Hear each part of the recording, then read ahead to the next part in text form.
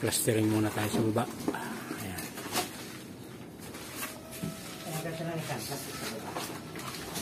Tapos dito.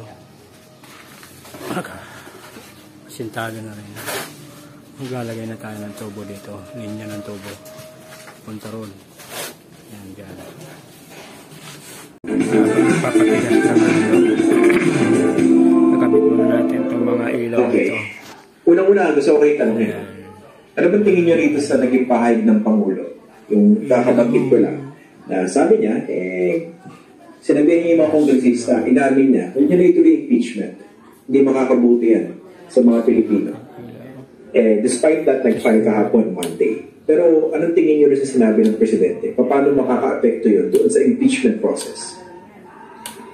I will not read too much into the statement of President Marcos. Kasi maaaring may reasons. Ayan, i-connect na natin. Ilalagay natin dito, papalit dito. Ayan. Ayan, nakabit na. Testing na natin. Ayan.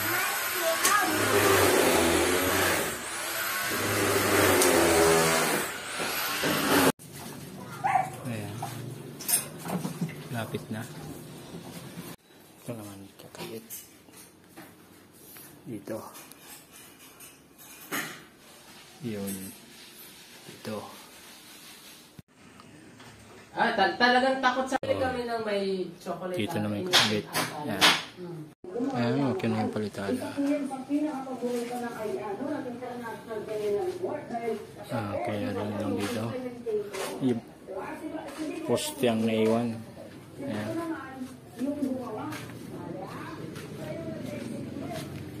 Kapag asintado na rin tayo sa labas.